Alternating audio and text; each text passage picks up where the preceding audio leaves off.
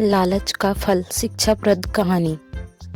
किसी गांव में एक गडरिया रहता था। वह लालची स्वभाव का था। हमेशा यही सोचा करता था कि किस प्रकार गांव में सबसे अमीर हो जाए। उसके पास कुछ बकरियां और उनके बच्चे थे जो उनकी जीविका के साधन थे। एक बार वह गांव से दूर जंगल के पास पहाड़ी पर अपनी बकरियों को चराने ले गया। अच्छी घास ढूंढने के चक्कर में आज वो एक नए रास्ते पर निकल पड़ा। अभी वह कुछ दूर ही आगे बढ़ा था कि तभी अचानक तेज बारिश होने लगी और तूफानी हवाएं चलने लगी। तूफान से बचने के लिए गडरिया कोई सुरक्षित स्थान ढूंढने लगा। उसे कुछ ऊंचाई पर एक गुफा दिखाई दी। गडरिया बकरियों को वहीं बांधकर उस जगह का जायजा लेने पहुंचा तो उसकी आंखें फटी रह गई। वहां बहुत सारी जंगली भेड़ें मौजूद थी।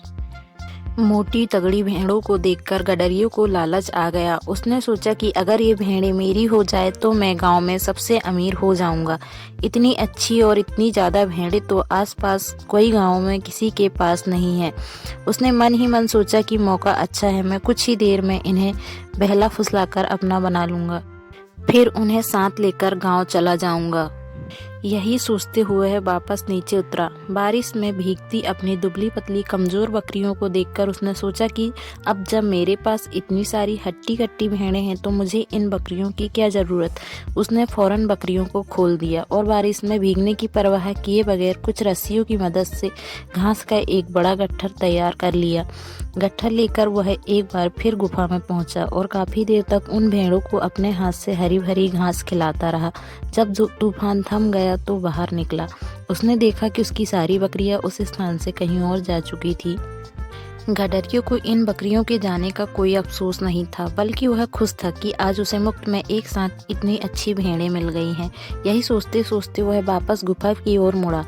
लेकिन ये क्या, बारिश थमते ही भेड़ें वहां से निकलकर दूसरी तरफ जाने लगी। वह तेजी से दौड़कर उनके पास पहुंचा और उन्हें अपने साथ ले जाने की कोशिश करने लगा, पर भेड़ें बहुत थी, वह अकेला उन्हें नियंत्रित नहीं कर सकता था।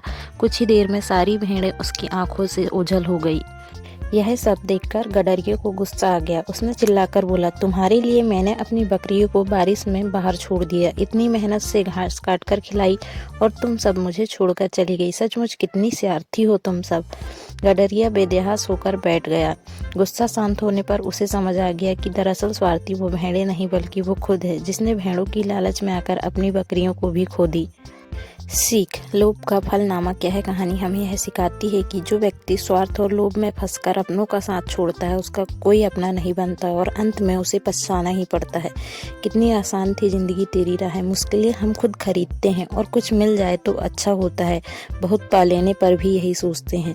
धनाढ्य होने के बाद भी यदि लालच और पैसों का मोह है तो उससे बड़ा गरीब और कोई नहीं हो सकता। प्रत्येक व्यक्ति लाभ की कामना करता है, लेकिन उसका विपरीत शब्द अर्थात भला करने से दूर भागता है।